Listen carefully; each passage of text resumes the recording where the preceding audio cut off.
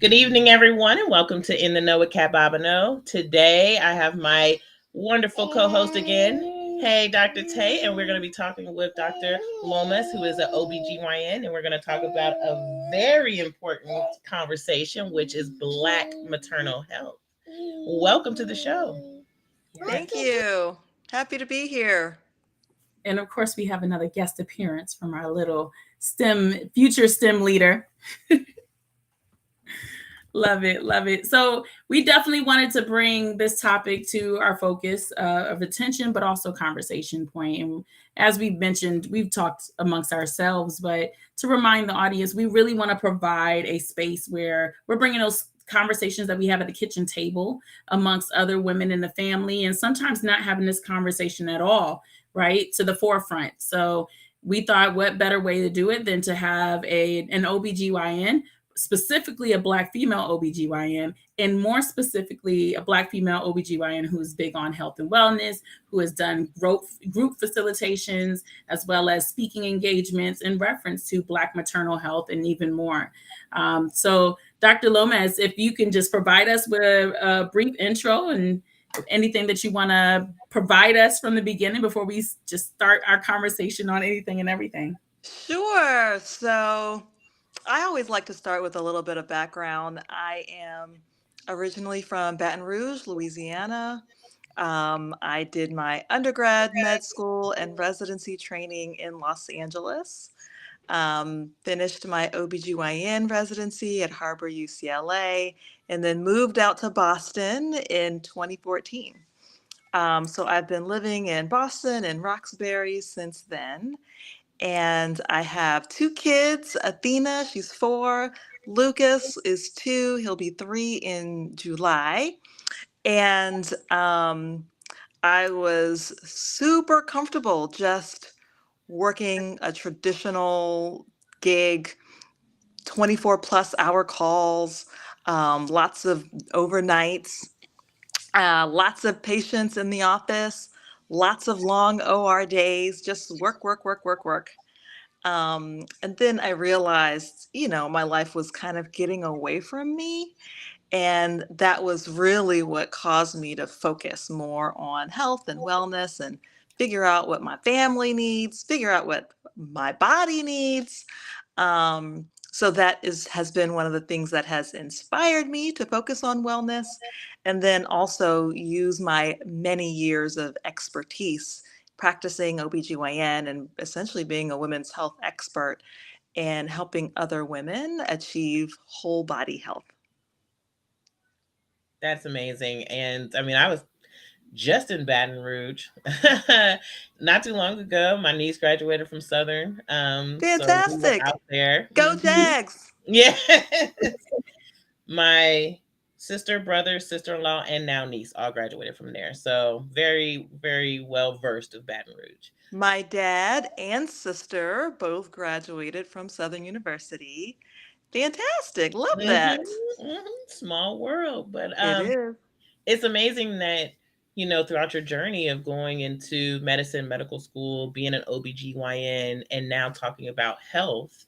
Let me ask, how did that get started? I know you said you were looking at your life and saying, hey, I want to work on me and see what else is going on, but Black maternal health and being an OBGYN, like, what did you see in that realm? Mm, mm, so I always wanted to go into OBGYN. So apparently, when I was in kindergarten, an OBGYN came to my class. And ever since then, I have been hooked and wanted to deliver babies. So that was what inspired me to enter medicine. And right, I recognize, can a kindergartner decide what they want to be when they grow up? I think I did. So I ended up trying to explore other fields. I ended up majoring in biomedical engineering in undergrad as a part of this summer enrichment program that was encouraging Black high school students to enter engineering fields. And that was how I discovered biomedical engineering, ended up majoring in that, which was probably one of the hardest majors on campus in undergrad. But I always knew I wanted to go to medicine. So I still applied to med school and tried my hardest to really explore different fields, because I knew the work hours were hard and it would be a challenge to kind of create that work-life balance. And I still kind of see myself looking for, that model doc that has this like beautiful work-life balance. So I am still seeking out that person. And then I recognize, well, hey, I guess I have to be that.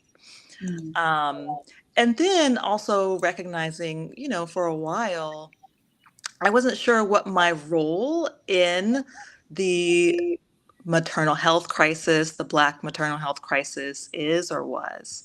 And it has been, this work in progress of me just trying to figure out what my part is. And what I recognize that part is just to share my story, to share my experiences. Right. Um, and, the statistics are not fun to look at or read about or research. And it's also hard to see people on a day-to-day basis kind of struggle with trying to find a physician that hears them, a medical practice that can support them and their needs. So many challenges. So, I mean, while we're on this topic of, some of those things, and I'm assuming it kind of crafted your purpose, and you're still figuring out or have figured out the majority of what you want to do based on wanting to fill that need. But going beyond that, what do you say in reference to those challenges? What kind of advice do you give women who are thinking about, their maternal health and planning pregnancy and so on? Especially when you're completely right. When we read the statistics and we're like, oh my goodness, Black women have the highest maternal deaths in comparison to any other woman in the U.S. And in some countries, it's worse, and some is actually better than the U.S. But when you think about those numbers, I mean, what do you say to an individual who's trying to learn, who is trying to do the best they can while planning or even just already pregnant, but thinking about how challenging that could be? That's a great question. Individuals are not a statistic. So we as individuals, right, we have to take care of ourselves Right. and figure out what our body needs. And that starts with listening to our bodies and really looking for doctors and practitioners that are going to take the time to listen. And sometimes that's also a trial and error process. You're going to find a doctor or a practice and they're just not going to work for you. That's the sign to move on. Right. Right. But so I guess I have a follow-up question to that, because Sure. when we think about the average individual who may have not gone to college and does not have, that understanding of advocating for yourself, looking for the right physician care that's going to be, detailed and look into details like that. I guess what would you say to those individuals, and how could, they improve their situations? Um, how we feel and our beliefs surrounding our bodies, our health, are also very, very important. Mm. So I strongly encourage people to sincerely tap into your spirituality. Make sure you go to places that you trust. Talk to friends and family members and neighbors that you trust. And that can be the best way just to figure out how to achieve or how to find a place that feels safe or feels right. And so let me ask this. If someone is, looking into statistics in medicine and they're seeing the difference of how, for example, pain level, and there's Mhm. always this perpetual conversation saying Black people, Black women can take more pain, right? And Mhm. this is kind of taught in the medicine realm. I don't know, but this is what we hear going into pregnancy or going into the doctor, and it's taught that we can take more pain and that doctors are going to say, well, you're saying it's this way, but reality is this way. We know better than you. Like, how do a person speak up against that? I know switching doctors might be one aspect of it, but how can someone speak up and say, hey, you're not listening. I'm telling you, this is what's happening. That's really, really challenging. I have a friend who is an anesthesiologist, and she is on the review committee for labor and delivery. And she knew that a common problem was sometimes the epidural may get displaced. And during her labor, she started to feel a lot of pain, a lot of discomfort, and she told the anesthesia team, check the epidural location. Right. And it wasn't until they were on the way to the operating room, because they did not achieve enough pain management, that they discovered, oh yeah, the epidural catheter was not placed well. So I understand that's not like the most promising story. And yet, and still, like, we have to continue to speak up.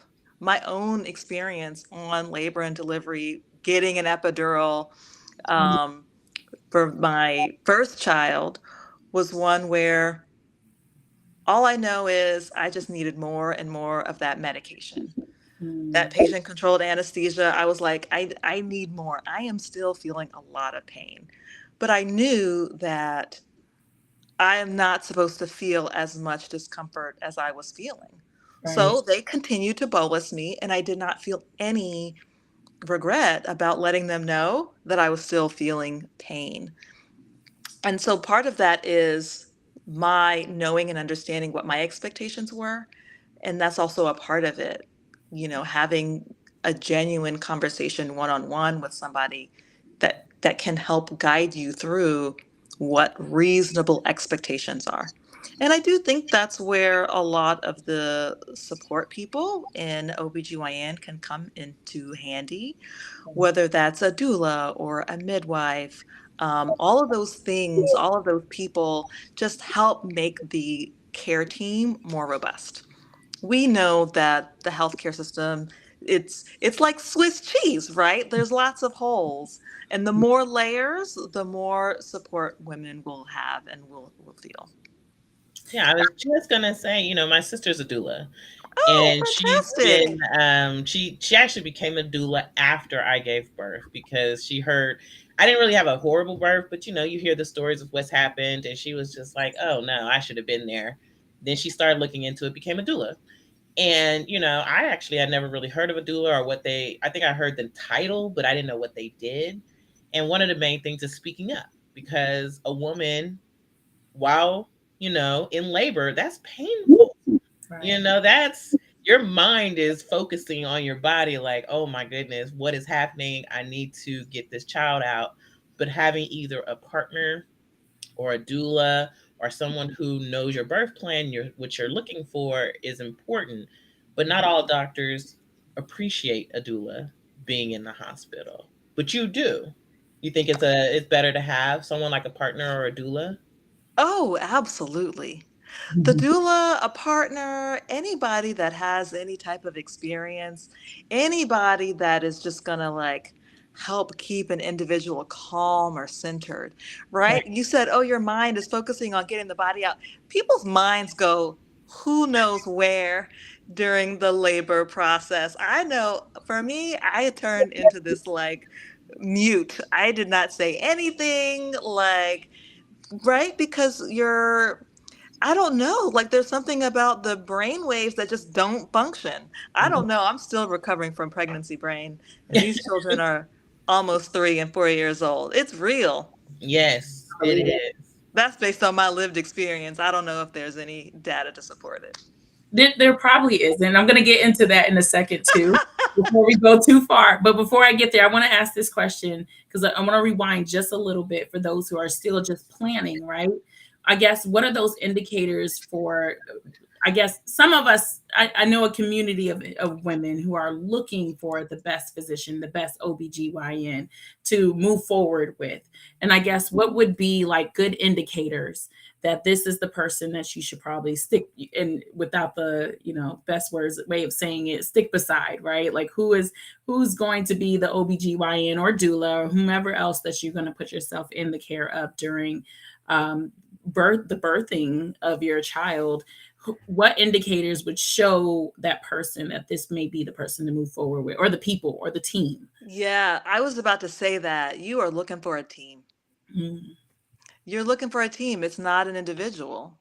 Because as an individual OBGYN, I can tell you, like, I know I got to a point where it was like I knew I had too much clinical obligation and responsibility. That's not good.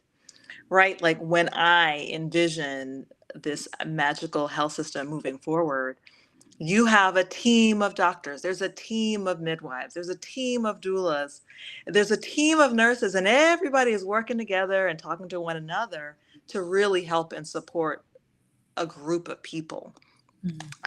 So you're looking for a team, and you're not looking for any one thing, but you are looking for something that feels right. You're looking for a team that you feel like you're listened to. So my sister had her baby in January, and I was so fortunate to just be there, to be not only a part of her delivery, but the days leading up to her delivery. Um, and she was so funny, and she did such an amazing job. But I am like so amazed at what the doula brought or added to her experience. Just Mm. having the ability to talk her through certain positions so that she could get comfortable. Now, listen, she was always planning on getting the epidural. That was always part of the plan. But getting there, getting to 3 centimeters, getting to 4 centimeters, however many centimeters dilated the hospital wants you to be before you get the epidural, that's work. That is real work. And it was just really beautiful to see how a doula or these labor support people can really, transform people's experience in such a magical way, especially for me, somebody who has been in the field and done many deliveries and been doing this for almost 14 years, right? I'll be honest, I didn't think I had anything to learn. Oh no. Oh no. There was so much, and I really enjoyed that. That's good to hear. I mean, I think that's a great point in this conversation, is having a team, because sometimes I think as women we think you have too many cooks in the kitchen, Mm. something is bound to go wrong, right? Or somebody's going to feel like you're stepping on their toes or something else. And that's the worst place where you want to have that feeling. Like, so it's good to hear that, as long, it may work out to have a team together, and actually it may be more beneficial to the mother than anything else. Oh, absolutely. Yeah, and let me piggyback off of that and just say, having someone who can speak up for you when you're not able to speak up because you're in labor and it's hard for you to focus on that is important. And it was hard though, giving birth in a pandemic. I gave birth in November of 2020, but I knew someone who gave birth, I think, July of 2020 or Who, earlier. me? Not you. But this person, her partner couldn't be in the room. The pandemic was just starting. You had to wear a mask, and she had to wear a mask, and her boyfriend couldn't be there, and it was traumatic, to say the least. I was lucky enough to have my boyfriend in there with me. No one else can be in there though, but he was there. But having someone who could speak for you, and then I just want to say everyone's experience is different, and having a doctor that you trust and that you're comfortable with. Because I saw a post on Facebook, there was like a picture of a doctor with a hole in his sock. And it's like, oh no, absolutely not. Like, if you can't have socks with no holes, I don't want you to deliver. My OB was an Asian guy from somewhere in Asia who had holes in his socks every time I saw him. And if you saw him on the street, you would think he was disheveled, but he was great. he was great and he listened to me. So, what everyone else might consider is important is not important as what you consider is important. Right. Absolutely. I was probably that person with holes in their socks. I mean, hopefully they're in the heel so you can't see it. Yeah, I was like, you guys are judging someone without knowing. They could be a fantastic doctor, but you're looking at a hole in the sock. No, Right. buy them some socks as a thank you gift. I don't know, but just that's not important. What's important is someone listening to you and being there. Right. Yeah, absolutely. Like, I think the advocate Yeah. is totally key, whether that's your partner or your doula. I had my Lucas July of 2020, right? So peak pandemic. But the months leading up to it, I was in the hospital wearing that N95 mask. Mhm. I Hmm. was, and I was talking to patients via telemedicine. And at the end of the day, I know I was feeling winded. And that was so challenging. Being pregnant, being in the hospital, wearing the mask, being scared, not knowing what COVID-19 was. Hmm. That was just it was a traumatic experience, right? And I know that years from now, everyone that lived through it, we have all been traumatized by it. Not just the pandemic, tense race relations, George Floyd, etc. Like, we have really been through it. And I also think that's why, for me, a focus on mindfulness has been super important in just helping calm the mind, right? Like, what happens when we get stressed or we get overwhelmed? Our mind, either it starts racing, we start, fearing the worst. And, guess what? Don't believe everything you think. And that practice of not thinking or just deep breathing or just relaxing, whatever that takes, is actually good for your health. I have a whole talk about that too. Mhm. I want to dive into that, but you made me think of I something know. else. I kind of want to ask both of you, right? Since I'm the one who hasn't had a child yet, but really want to know about that trust. Because for me, stress is dependent on whether or not I trust the situation, the people, whatever else, right? So when it comes to trusting the person that's going to give you the care, whether it's the OBGYN, the doula, whomever else, in both of your processes in pregnancy and then eventually birth of your child at that time, how did you gain trust, or what were those things that told you you could trust the person that you were putting in place of your care at that time? And I know, Kat, I know you're like, "Oh, she gonna put me on the spot again," but I am. I have to twist this around because I'm the one without the child. So I'm going to represent the audience members who do not have kids yet, and then you both can represent those who do to give us some advice. You Okay. want to go first? First, let me say thank you to everyone who's watching. We are live, so if you have questions, comments, put it in the chat so we can see it. Um, for me, my son is my only child. I found out I was pregnant March 14th, which was the day before everything shut down, and I didn't go back to work for 2 years. Um, and it was crazy, because this is my first pregnancy. I had to get ultrasounds by myself. I had to do all the stuff by myself. And Dr. Lomas, you could tell me if it's different in Boston, but here at Kaiser, you have your OB, but that's not who delivers your child. You have your OB who walks you all the way up to birth, but when you go to the maternity ward to actually give birth, it's someone completely different, someone you've probably never met. So that's hard because now the person you've never met is the person delivering your child, Right. right? And so for me, it was great having my partner there, right? Because he was the one who was more calming. He'd been through this before, I had not. So he was the one who was like, nope, this is how this works, or nope, this is not how this works, and you'll be fine. And luckily, I had a great epidural. I didn't feel a thing. I was more focused on getting food because you can't eat with an epidural. So once my son slid out, I was like, can I order DoorDash? Because I am starving, right? And so, but overall, to answer your question, it was my partner. He was the rock Okay. there. And so that's why I felt bad for the friend I knew who couldn't have her partner in the room. But yeah, I didn't know the doctor who delivered my baby. She was brand new to me. Yeah. Wow. I would say that that is standard. Okay. And it's okay for that. That's okay.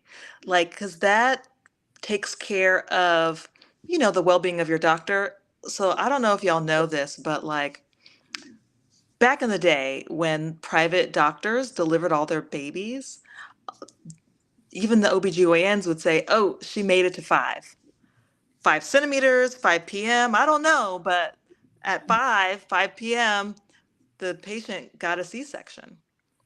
Mm, So allowing your doctors to actually go home and allowing your delivery care team to be there in the hospital 24/7 is not a bad thing. And you're absolutely right about the trust. Like, how do you trust? That's a question for you, right. right? Because you're going to be in a situation that you've never been in before. But you can bring people that you trust. So that's what you can do. I always like to take this like, what is the empowered approach to this? Right? Because we can talk about the team that you have no control over and the circumstances, which we also have no control over because you don't know when it's going to happen, you don't know how it's going to happen. But you can have a team, or at least the people that you bring with you, and you can have somewhat an idea of a plan, right? And things do not always go the way we plan for. But when we are hopeful and optimistic, and when we have this like excited, loving idea and experience, right? It is truly magical. You are bringing another human into this world. There is nothing better than that. And we, as Black women, have been scared, traumatized by the statistics. Mhm. You are not a number, you are not a statistic. So do what you can do and get excited about your baby, get excited about your body, be excited about allowing your body to do what it was designed to do. Mm. Right. Do not And watch. that's how we let it happen, by allowing our bodies to do what they're designed to do. Right. You do not want to watch birth stories while you're pregnant. You do not want to read anybody else's story. You do not want, because that all that does is put trauma into your brain because you're just like, oh my gosh, she went through what? Right. So that's the hard part because you start joining all these mom groups and you're like listening or watching or reading people's story and you're like, oh my God, I hope that doesn't happen to me. Right. And for me, I had a knock on wood, a perfect birth. I had an epidural as soon as I walked in the door. I gave birth like 24 hours later. I felt nothing, and it was one of those automatic drips. So I didn't push a button, it just automatically did it itself. So, you know, I don't know if I'll ever do it again. He might be an only child, but I did great. But I saw so many other people's stories, Yeah. especially Black women's stories, that scared me, in my ninth month, like, oh my God, I don't think I can do this, you know. But that's probably the worst thing you can do. Yeah, I agree. And when we're scared or when we have fear, right, we kind of like, what does our body do to protect? That's when we kind of dissociate, or, right, your sympathetic nervous system is activated, right? That's what exacerbates the preeclampsia and the high blood pressure and all the more complications. So that's the practice of allowing, the practice of, and like knowing yourself, you know. Um, but it is a practice, and sometimes there is no way to prepare yourself for it. But sorry, there are ways to prepare yourself, but you do what you can. So you mentioned earlier mindfulness. Can you expand on mindfulness and some tips, I guess, on Yeah. establishing mindfulness during pregnancy and during your birth of your child? Whew, okay, mindfulness, in my opinion, is a practice, and also in my opinion, like is a path to health. Mm,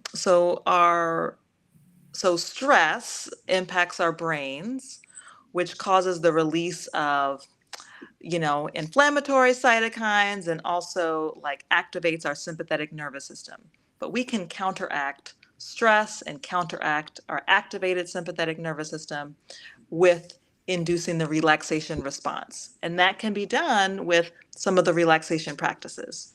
Um, a practice of deep breathing, meditation, prayer, yoga, acupuncture, all of those things can be done just to induce your relaxation response.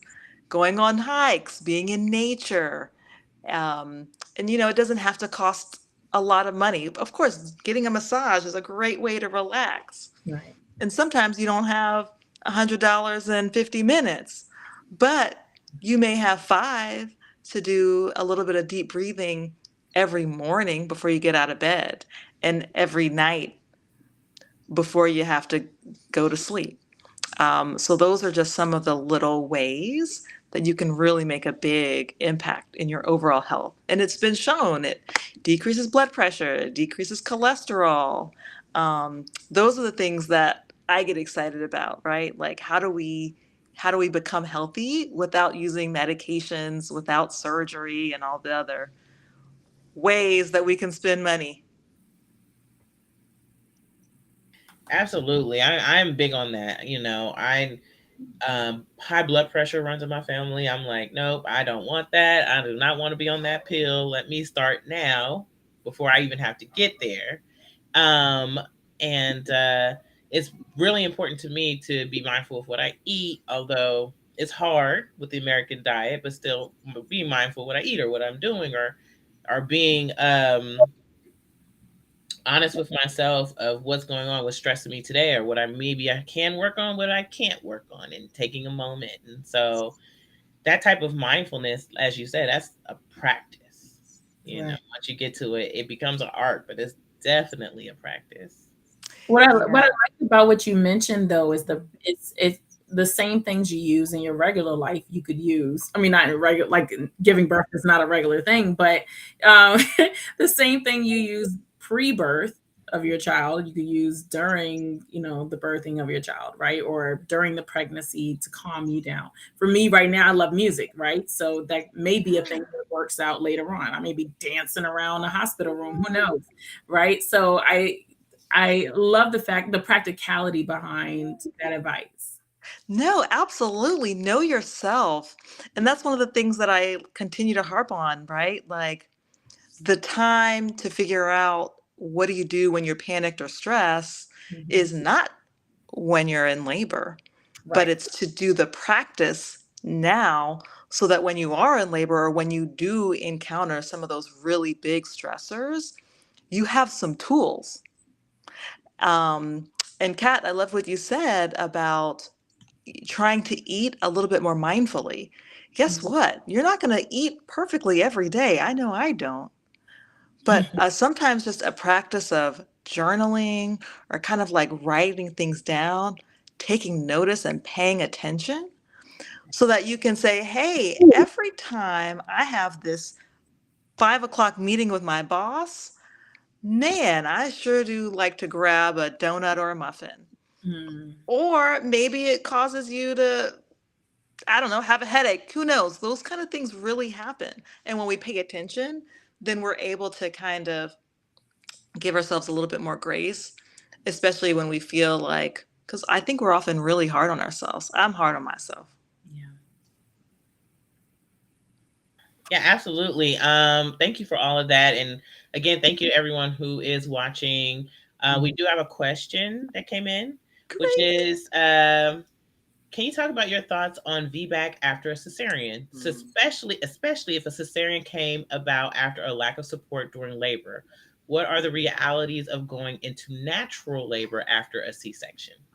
Yeah, that's a great question. And I Me and many other OBGYNs, we love to support women to have a VBAC after a C-section. I think that's like you get a check mark, you get a gold star. I think that's really awesome. Um,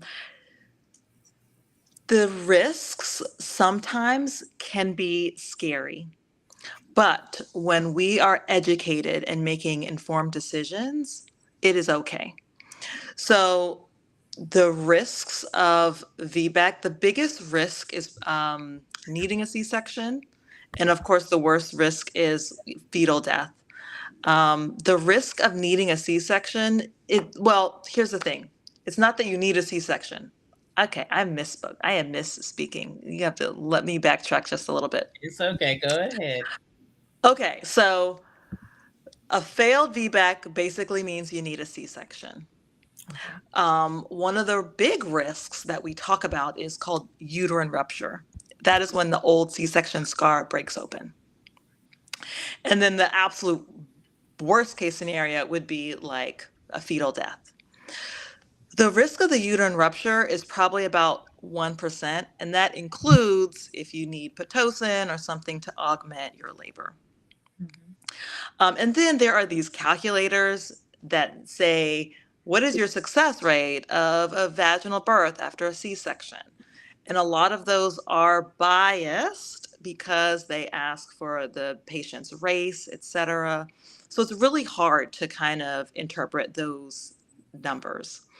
But I would say most women will probably fall between the 40 to 60% likelihood or chance of having a successful VBAC. It's much better if you go into your own labor. That's always nice. That's fantastic. And then you really want to talk to your healthcare team because they are going to be the ones that have a better idea. Hey, is our OBGYN in-house? Is our anesthesiologist in-house? You know, are you okay with the continuous monitoring that I would recommend if you're going to do a VBAC? You know, what other kind of care or support team or people are available if something goes wrong. But many doctors and even midwives are well versed in managing a VBAC. And, you know, you definitely want to talk to your care team about your specific individual risk. Great. Thank you for that. And thank you, Grace, for that question. She also said, really enjoying your valuable insight. And thank you for your time and expertise. So Thank you. thank you, Grace, for all of that. But yeah, I think that was scary for some people and that risk. I mean, I know someone who had a cesarean section the first go around and then just planned a cesarean for the second go around. Mhm. They were just like, nope, not even going to try it. I'm just going to go ahead and do a C-section for my second child. But going and doing multiple C-sections, right, can also cause issues with your body. Oh, absolutely. And that's where, you know, having a scheduled repeat C-section, hey, that's fine. And that's when it is really important for families to discuss how many children are we thinking about having? Because the more repeat C-sections you have, the risk increases more to the mom. To the mom with multiple subsequent C-sections, there can be an increased risk of injury to your internal organs. And that is what happens with subsequent surgery. And then, you know, let's say you have something like a percreta, right? That's when the placenta actually implants into the uterus. Well, guess what? That placenta doesn't separate easily. When the baby comes out, the whole uterus has to come out. So it is definitely not something that we should take lightly, right? Have, you know, C-sections and hysterectomies may be super common surgeries, but they all have some level of risk. And it's just really important to think about, okay, what are my reproductive plans? Am I planning on having 2 kids? Hey, you had your first C-section, go ahead and have your second if that is your desire. You may only want 2 kids and still try the VBAC. Fantastic. But making sure that you make those decisions, talk to your family, talk to your healthcare team, make sure the hospital and facility can support you. That's what's really important. So I don't want to skip too far ahead because I really want to touch on postpartum before we leave. Oh, yes. We're getting close to the end. So if y'all are ready, let me know. Okay. Okay. So I know we're jumping, but I know there's 20 minutes left, and I would, be remiss if we don't touch on this before. So, Dr. Lomas, I know there's a lot of statistics, and we mentioned this earlier as well, where there's a lot of data that's not out there in reference to any of this, especially when it comes to Black mothers. But I have seen it skyrocket in statistics in reference to postpartum and whether it's hindering a mother mentally or anywhere else, right? Especially postpartum depression, which is increasing by the day. And unfortunately, I don't see a lot of like tips and like I have seen an increase in groups and individuals having some groups that they go to where they can get the help they need and even just talk about some of the things that they're going through. But can you expand on some of those experiences that you have with women who have postpartum, and then some advice that you would give, or even just some recognition of how can you tell that you're going through postpartum depression, right? Because I think that's the first thing, is identifying it. Hindsight is 2020.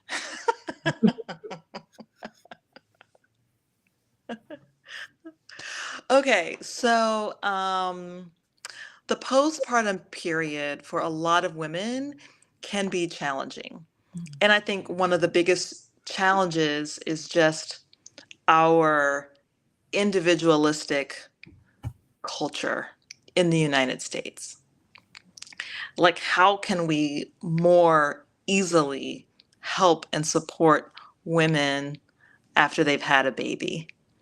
I think that the more support a woman has, it just that's just another layer of Swiss cheese. That's another layer of protection to prevent postpartum depression, postpartum psychosis, all of the complications that can happen postpartum.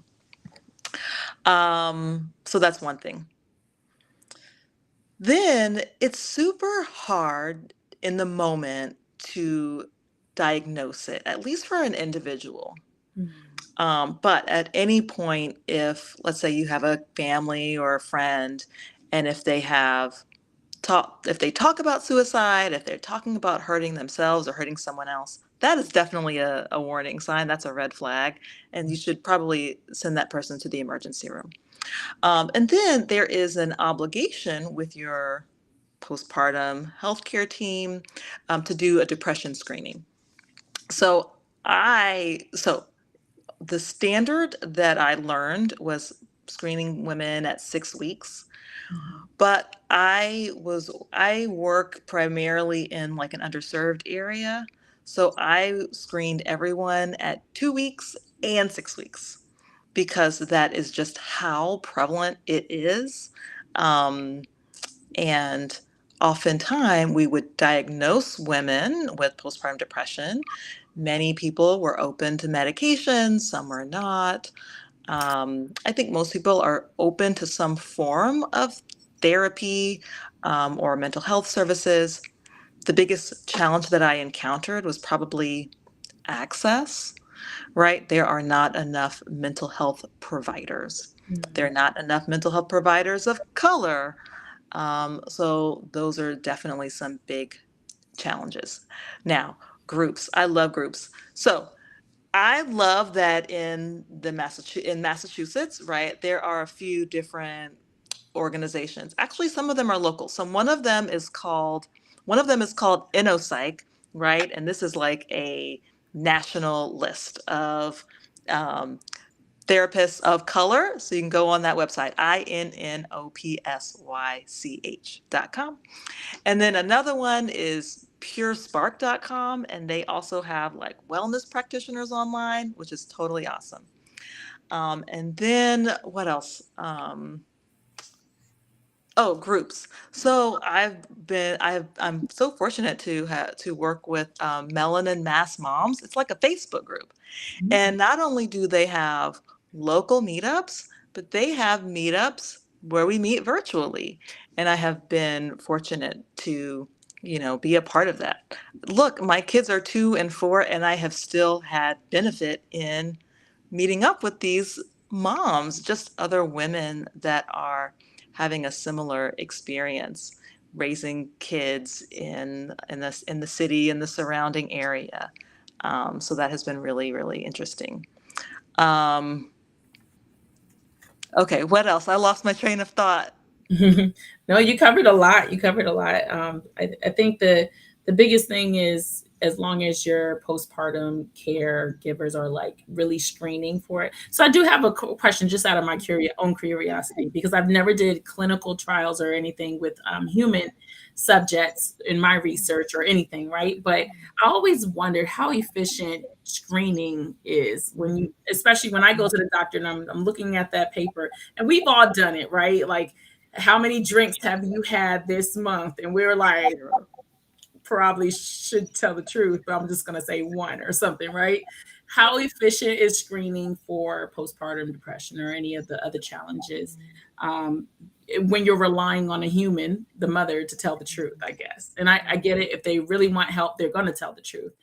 But when we come from families that culturally will be like, okay, you got to boss up, you're a mother now, right? And it was easy for me. Or some families, we have traditions where, or cycles that are very detrimental to being able to go out there on your own and seek mental health help. So in those situations, are there other indicators or other ways that, I guess, caregivers can look for those signs when you can't really rely on that screening? Um, that's really hard because, I've certainly seen women that will say 0 when maybe they should have scored a 3 or a 4. Right. Um, so then, as a family member or a caregiver, there are things that you can notice and just do what you can to help, right? Like maybe that means just going and sitting with a woman that looks like she's struggling, right? I think I've seen so many people struggle in so many different ways also. Mhm. And I think it's probably a good idea to ask. If you see somebody that you think might be struggling, ask, hey, what can I do to help? Or can I come and do your dishes? Or let me bring you a meal. Right. Or, you know what, I'm going to come and clean up the house. Or, like people want to come and hold the baby. Don't hold the baby. Like mom can take care of the baby. Help by taking care of the household, taking care of the other children, um, taking the other kids to the playground. Those kind of things can be very, very helpful. Yes, absolutely. And I want to kind of piggyback, also state, because I'm a comment that I'm gonna read in a second that was also sent. But speaking up for yourself, I know I spoke very well of my OB when I had my son, but when it came to my 6 week checkup, he was like, "Oh, if you feel fine, you don't have to come in." And I was like, "No, I'm gonna come in, because why? Why not?" Excuse me.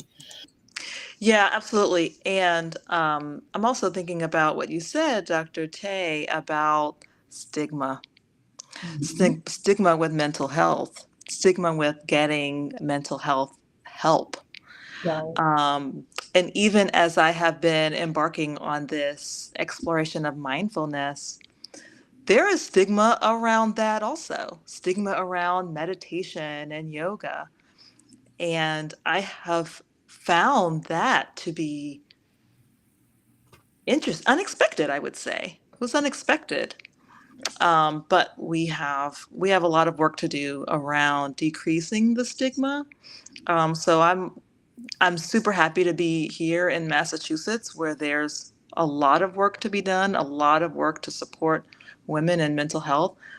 We have there's a lot of money in this state, and there are so many people that do not have good access to the services that they need, right?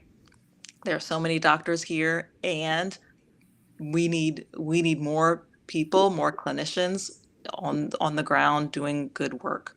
We need systems that support our doctors and our healthcare workers so that me, don't get burned out and can continue to do good work to take care of our patients and take care of ourselves.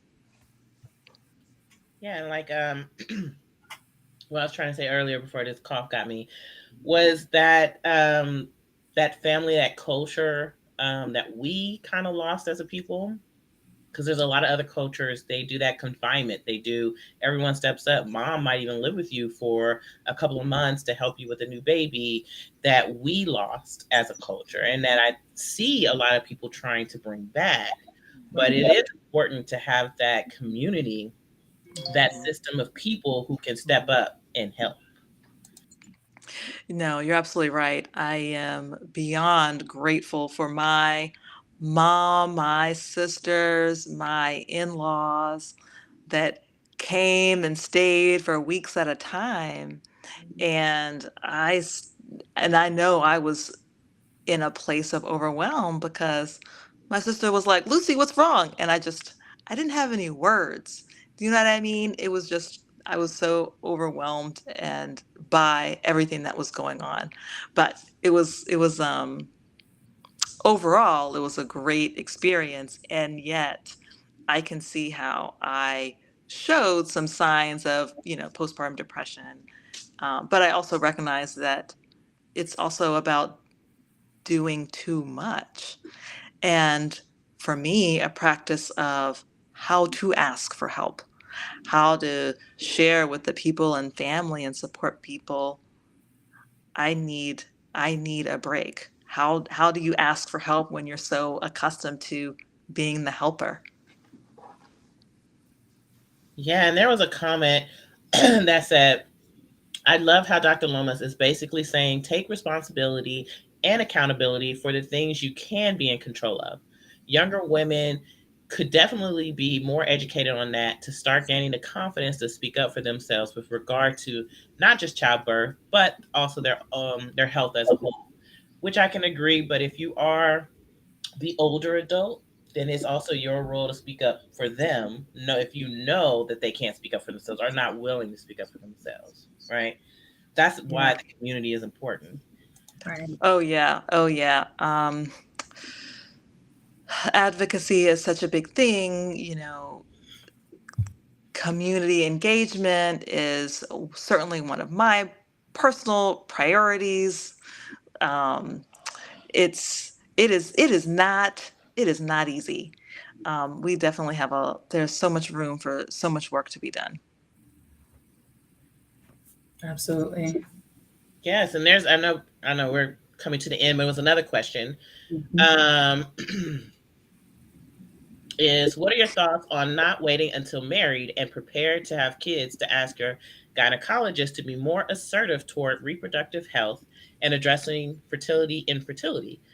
Should Hmm. you, should where you are in life control you knowing your status and options? Okay. Okay, this is a really interesting question because there is a lot of fear around infertility. And oftentimes people want a workup when they've never tried to get pregnant. So, you know, do you have a right to get an ultrasound and find out how many follicles you have? Sure. And, that's fine, right? That is a woman's choice. But if you want to do the most clinical or evidence-based approach, you try to get pregnant because more often than not, you will. Mm. Like there are a lot of people where we're doing these expensive workups and they have never tried to get pregnant. So, take care of yourself, eat right, try to get some sleep. I'm not saying you need to exercise 7 days a week, but going on a couple of walks is probably not a bad idea. We have a good idea of how healthy we are. How do you feel? And if you feel good and you feel healthy, you're fine. You probably don't have a problem with fertility. Now, if your periods are irregular, right, that is, some people are calling it another vital sign, but that is a really good gauge of your state of health. Is it coming every 28 to 30 days? Is it relatively, maybe you have a few cramps, but is it a normal flow and relatively regular? You're probably in good shape. Good indicators, more indicators to look into, right? Yeah. Yeah, I mean, I did have a friend who her and her husband did in vitro for years, I think, and it didn't happen until the pandemic. They had to calm down and, be around each other, and boom, had a baby. Man, mindfulness treats so much. All Slowing down, right? right. Yes. We spend so much time rushing through rush hour traffic and anticipating everything on our to-do list. But when we really, slow down, give our bodies what they need, I think most people are going to find that your body is going to work the way you want it to. Absolutely. Absolutely. So I know we're coming to the end. Before we leave, first of all, I want to say thank you so much, Dr. Lomas, for being here. Every bit of information and wisdom that you have provided to us, I know is going to go a longer way than just this podcast today. As there are some people that were here, but I know they're going to tell others. People are going to drop in and listen to this later on, which is it's great because you're not just talking to us, you're serving as a resource to others. And I love that about this conversation. As we said earlier, this is one of those common conversations that we have at the kitchen table. And for some, many don't have the ability or opportunity to have this conversation at all, right? Or don't feel comfortable enough to have the conversation. So thank you for being willing and able to be here. I know it took a few years, but we finally got you here for this vital conversation. But before you leave, I wanted to make sure I gave you some time to let us know if there's anybody that wants to reach out to you. I know your website shows group facilitation and some other speaking engagements that you may or may not be having in the future. Please let us know anything that you have coming up or ways that people can get in touch with you.